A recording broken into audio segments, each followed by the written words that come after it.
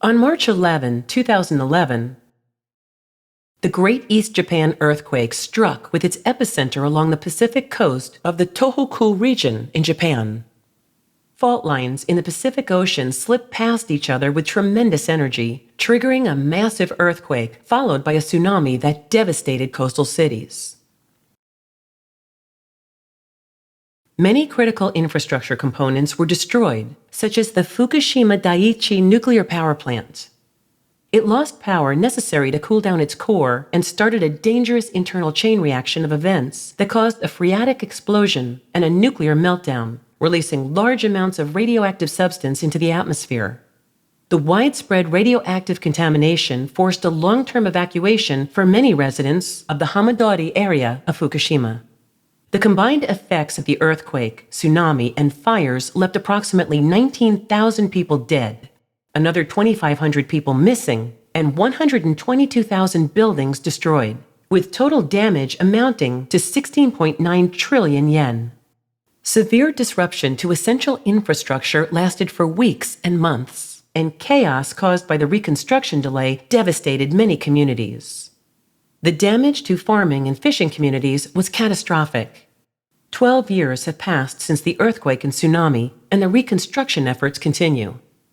Earthquakes and tsunamis are just two of the many natural phenomena that have occurred throughout history. Then, humans appeared.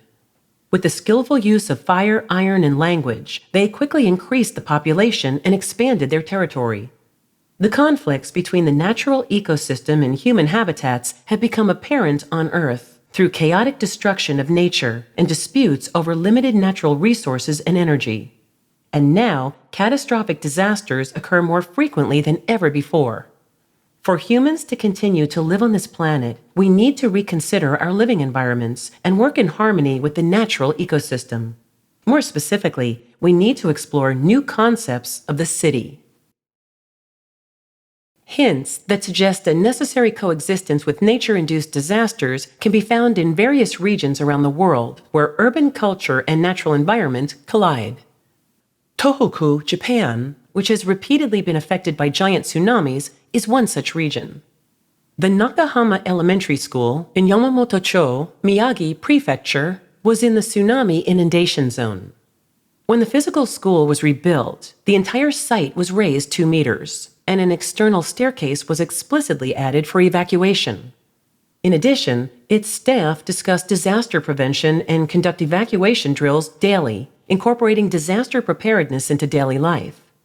As a result, all the children in the school have learned how to evacuate effectively to the rooftop in a disaster scenario.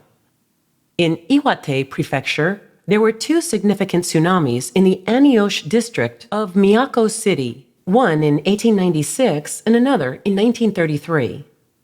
Experiences learned have been handed down through generations by way of stone monuments.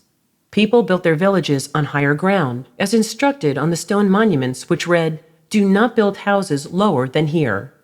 In the Great East Japan earthquake of 2011, the fishing boats along the coast were damaged, but the village was spared because it was located at a safe distance from the ocean in accordance with a secondary water line drawn by the old stone monuments.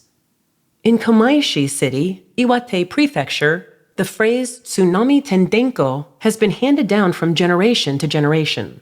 It means if an earthquake happens, a tsunami will follow right after. Do not spend time looking for your family, just run away to higher ground and save your own life. This old saying modifies the social norm when life by the coast suddenly shifts to disaster mode. It warns residents to prioritize their evacuation and get away from the massive tsunami that will surely follow. While many cities along the Pacific coast in Japan suffered catastrophic damages, these areas that acknowledged local historical anecdotes and built an urban structure to coexist with the tsunamis experienced very few human losses. Such a lesson learned from the Great East Japan earthquake provides essential clues for future urban planning. Typhoons, storm surges, tsunamis, droughts, and wildfires are only a few of the disasters that are occurring with increasing devastation and frequency due to the expansion of human settlements, rapid urbanization, and global climate change. We need a new philosophy of urban design to coexist and prosper together with nature while incorporating disasters into our everyday lives.